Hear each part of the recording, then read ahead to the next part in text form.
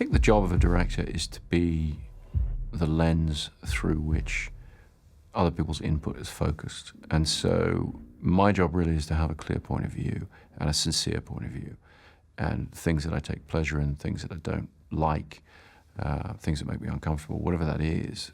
As far as that input goes, you're trying to focus it in a coherent manner. And that's where the personality of the director is important. Where are we going?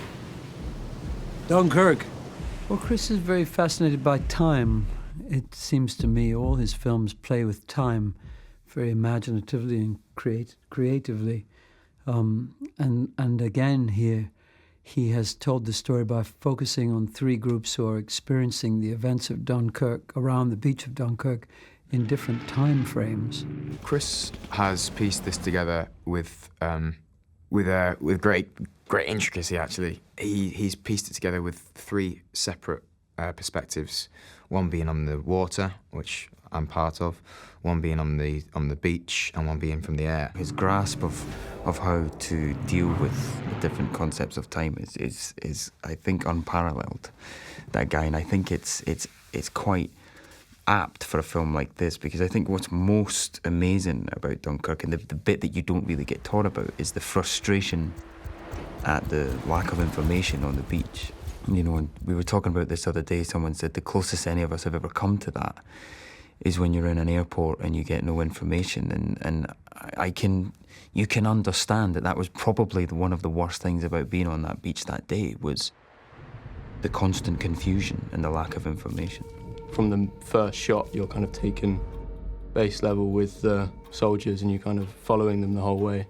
It's almost like you're playing catch up with them, so it's a real kind of trying to throw you into the action, as opposed to big bird's eye shots of the whole beach and cutting to rooms with generals pushing people around on a table and all of that. You can practically see it from here. What? Home. It never really feels like there's a hero at any point. I think it's much more the emotional side of war, and obviously it's not all guns blazing and we're gonna go win this thing. It's very much an emotional journey of people retreating and just kind of accepting that they've lost almost and just trying to survive. And you know, it's the civilians who are obviously doing the saving, not the soldiers. This is a story about a bunch of people who can't get home. It could be a Greek tragedy. There are very, old elements: a beach, an ocean, an enemy, and home, and the longing to get home, and then miraculously, fathers and brothers and friends coming on little boats and helping you get home. The call went out. We have to go to Dunkirk. Ready on the stern line. What are you doing? You know where we're going. Into war, George. I think when he picks up Fionn on the beach at the start, it doesn't feel like this massive arrival shot. It kind of feels like it could have picked up any one soldier on the beach, and it makes the story hit so much harder because you realise it's happening to thousands of men. This is just a kind of an intimate zoom in, and I think the way that you go along with the story, you feel like you're running alongside Fionn, and you feel like you're swimming alongside these characters, and it just makes you. Watching it, I didn't feel like I was watching a screen and a film. I felt like I was kind of engulfed within the whole thing. You're looking at their physical situation. You're looking at the task they're faced with physically, and you don't want to be in that position. The film is dragging you into an empathetic relationship with them through the openness of their expressions and the genuineness of their reactions. And you are being dragged along on their journey. You don't particularly want to be there. You want them to succeed by virtue of the fact that you are empathizing with another human being. The characters are kind of supposed to just represent the everyman, even down to the name of the characters. Like, I'm Tommy, he's Alex. Tommy literally means like a Tommy on the beach, like the English word for the soldiers.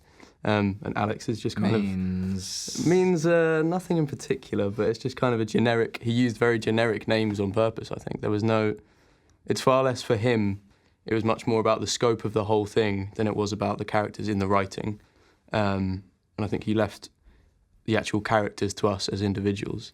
So I think when it came to the script and the story in general, We were obviously thinking about our own characters much more because there's so much less to base it on in the script. You know, realistically, you wouldn't have been having these long conversations kind of during these situations. And I think it kind of, everything that was being said felt like it needed to be said, and it obviously kind of means so much more when it kind of delivers. And I think what it meant that when we were filming, we got to kind of watch the script come alive, and you saw the little looks across the room and bits of tension that weren't in the script. And, you know, just those little kind of tender moments are a lot of, you know, we kind of got to watch it grow kind of in front of our eyes almost. I like the way that he leaves quite a lot of room for the audience to be creative. You have to meet him halfway. He's not going to answer everything for you. Someone like Steven Spielberg is so keen that you'll like and understand the story as well, that his films are very clear to follow. Makes some wonderful films, don't get me wrong. But Chris has that lovely thing of a story that you don't know where it's going, and then it becomes clear, and then again you don't know where it's going and becomes clear. And that's a very real aspect of life as well, at least my life. That one's often very confused, and then you have moments of clarity, and then it's confusing again. One of ours? Everything you see in this film, Chris was, about 3 feet from the actor. And he does it very purposely. He's the only one with a monitor as well, and it means that you shoot very quickly. It's fantastic. It's a great way of shooting. There's not as much waiting around. And also, I mean, he is incredibly hands-on. There's a lot of movement, particularly speaking as one of the pilots in the cockpit, the movement of the cockpit when we were on the gimbal. I'm on him. That's Chris. The movement when we're panning left and right in that plane. That's Chris moving. So he quite literally is a filmmaker. I mean, I'm surprised the guy's hands aren't in some of his rushes. He's never in a tent 3 miles away on a radio giving you directions. He's right next to Hoyter, the DOP, with his little monitor. And, if he wants to give you a direction, he'll just speak at this volume, and he's there. He's completely immersed in it, which shows his passion for filmmaking and just how much it means to him. What happens in front of the camera actually happens in front of the camera, and that's a little easier than everything being blue screened or CGI'd afterwards. I think it's a little more convincing too, and authentic, if that's the right word. But it's certainly nicer for us as actors. It takes a little longer you have to wait longer for things to be set up, but as Jack Nicholson says, they don't pay you to act, they pay you to wait. I remember particularly Spitfires flying over my head, not much higher than that ceiling. That was very loud and exciting and surprising when they come from behind you. There were a couple of times where it got really close. And these really skilled pilots doing all of that sort of stuff. All the explosions were happening, smoke billowing, the lads in the water, huge infernos, and it was all there. You didn't have to imagine anything. You're surrounded by stuntmen who, are incredible, and you're told that they're special forces and things like that. And as soon as I'm told something like that, I'm very good at giving myself over to people. I'm very good at feeling safe.